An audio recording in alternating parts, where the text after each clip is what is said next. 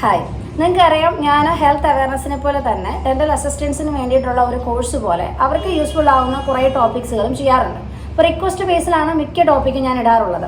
അതുപോലെ നമുക്ക് വന്നൊരു റിക്വസ്റ്റ് ആയിരുന്നു ഗട്ടാ പർച്ചയും പേപ്പർ പോയിന്റ്സും ഐഡൻറ്റിഫൈ ചെയ്യുന്നത് എങ്ങനെ. അപ്പോൾ ഇതൊരു തുടക്കത്തിലേ പറയുന്നത് ഒരു ഹെൽത്ത് അവയർനെസ് അല്ല. സോ ഈ ഡെൻ്റൽ അസിസ്റ്റൻറ്റ് ജോബിന് വേണ്ടി വർക്ക് ചെയ്യുന്നവർക്കും ഡെൻ്റൽ സ്റ്റുഡൻസിനും ഒക്കെ യൂസ്ഫുൾ ആവുന്ന ഒരു വീഡിയോ ആണ്, അല്ലാത്തവർക്ക് സ്കിപ്പ് ചെയ്യാം. സോ ഇതിൽ നമ്മൾ പറയുന്നത് ഗട്ടാ പർച്ചയും അതുപോലെ പേപ്പർ പോയിന്റ്സും രണ്ടിൻ്റെ ഇമേജസ് ഞാൻ കാണിക്കാം. നിങ്ങൾ ക്ലിനിക്കിൽ നോക്കുമ്പോൾ ഈ ഒരു ഇമേജിൽ കാണുന്നതാണ് ഗട്ടാ പർച്ച അല്ലേ. യൂഷ്വലി ഓറഞ്ച് കളറിലൊക്കെയാണ് വരുന്നത്. അത് തന്നെ പല സൈസിലുള്ള അവൈലബിൾ ആണ്. ആ ടിപ്പിലെ കളർ കോഡ് അനുസരിച്ചാണ് സൈസ് സെലക്ട് ചെയ്യുന്നത്. അത് മോസ്റ്റ് പ്രോബബ്ലി ചെയ്യുന്ന ഡോക്ടർ ആയിരിക്കും സെലക്ട് ചെയ്യുന്നത്. നിങ്ങളോട് ഇത്ര മാത്രം പറയും, റെഡ് ഗട്ടാ പർച്ച എടുക്കുക അല്ലെങ്കിൽ യെല്ലോ ഗട്ടാ പർച്ച എടുക്കുക എന്നൊക്കെ പറയുള്ളൂ ആ ടിപ്പിലെ കളറ്. അപ്പോൾ നിങ്ങൾ അത്ര അറിഞ്ഞാൽ മതിയാവും. ഈ കാണുന്നതാണ് ഗട്ടാ പർച്ച. അതേസമയം നിങ്ങൾ ഈ സൈഡിൽ കാണുന്ന ഈ ഇമേജാണ് പേപ്പർ പോയിന്റ്സ്. ഗട്ടാ പർച്ച എന്ന് പറയുമ്പോൾ നമ്മൾ റൂട്ട് കനാല് കഴിഞ്ഞ് ഒപ്റ്ററേഷൻ ചെയ്യാൻ ഉപയോഗിക്കുന്നത്. ഒപ്റ്ററേഷൻ എന്താണെന്ന് എല്ലാവർക്കും അറിയാമല്ലോ. റൂട്ട് കനാലിൽ നമ്മൾ കനാൽ ക്ലീനിങ്ങും ഷേപ്പിങ്ങും എല്ലാം കഴിഞ്ഞ് കഴിയുമ്പോൾ അതിനകത്ത് ഫില്ല് ചെയ്യുന്ന മെഡിക്കേഷൻ, അതാണ് ഒപ്റ്ററേഷൻ എന്ന് വെച്ചാൽ ഫില്ലിങ്ങിനെയാണ് പറയുക. അപ്പോൾ ഒപ്റ്ററേഷൻ ചെയ്യാൻ ഉപയോഗിക്കുന്ന ഒപ്റ്ററേറ്റിംഗ് മെറ്റീരിയലാണ് ഗട്ടാ പർച്ച.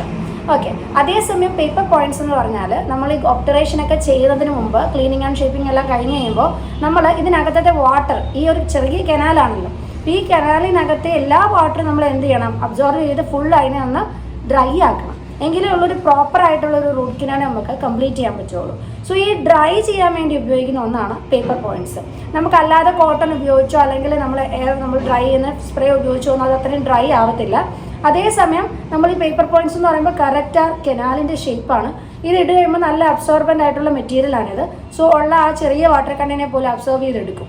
അതിന് വേണ്ടിയിട്ടാണ് ഇത് ഉപയോഗിക്കുന്നത്. സോ ഇത് നമ്മൾ ഇടയ്ക്കിടയ്ക്ക് ഡോക്ടേഴ്സ് പറയും, ഇത് ചെയ്ത് കഴിയുമ്പോൾ പറയും പേപ്പർ പോയിന്റ്സ് എടുക്കുക. അത് യൂഷ്വലി വൈറ്റ് കളറിലാണ് വരുന്നത്. ഇത്ര കൺഫ്യൂഷൻ നമുക്ക് വരുന്ന ഒന്നല്ല ഗട്ടാ പർച്ചയും പേപ്പർ പോയിന്റ്സും. കണ്ടാൽ നമുക്ക് പെട്ടെന്ന് ഐഡൻറ്റിഫൈ ചെയ്യാം. ഒരെണ്ണം ഒരു ഈ പറഞ്ഞ ഒരു പീച്ച് കളർ അല്ലെങ്കിൽ ഓറഞ്ച് കളർ ടിഞ്ചിലാണ് വരുന്നത്, മറ്റേത് വൈറ്റ് കളറാണ് പേപ്പർ പോയിന്റ്സ് വരുന്നത്. ഓക്കെ. അപ്പം അതുകൊണ്ട് കൺഫ്യൂഷൻ ആവേണ്ട. രണ്ടിൻ്റെ ഷേപ്പ് ഓൾമോസ്റ്റ് ഒന്നാന്ന് മാത്രമേ ഉള്ളൂ. കാരണം രണ്ടിൻ്റെ ഷേപ്പ് എന്താണ്, റൂട്ട് കനാലിൻ്റെ ഷേപ്പിലേ വരുള്ളൂ. കാരണം കനാലിനകത്തോട്ട് പ്രോപ്പറായിട്ട് ഇറങ്ങാൻ പറ്റണം, ആ ഷേപ്പിൽ വരുന്നേ ഉള്ളൂ. രണ്ട് മനസ്സിലായല്ലോ. ഈ ഇമേജിൽ കാണുന്ന ഗട്ടാ പർച്ചയാണ്, അതേസമയം ഇവിടെ കാണുന്നത് പേപ്പർ പോയിന്റ്സ് ആണ്. ഇത് ഒപ്റ്ററേറ്റിംഗ് മെറ്റീരിയലാണ്.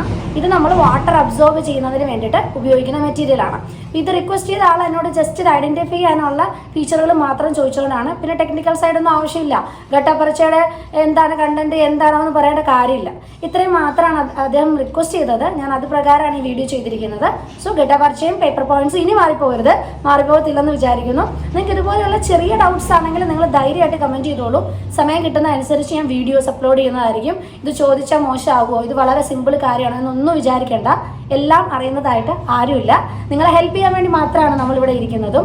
ചെറിയ ചെറിയ കാര്യങ്ങളാണെങ്കിൽ ഇതുപോലെ ചോദിക്കുമ്പോൾ സന്തോഷം. ഓക്കെ. അപ്പോൾ ഇനിയും നിങ്ങൾ തുടർന്ന് വീഡിയോസ് കാണുക, എല്ലാ ഡൗട്ട്സുകളും ചോദിക്കുക, നമുക്ക് ഡിസ്കസ് ചെയ്ത് അല്ലെങ്കിൽ നമുക്കത് അറിയാത്ത കാര്യങ്ങൾ പുതിയ സോഴ്സസിലൂടെ കണ്ടെത്തി നമുക്ക് പഠിക്കാം.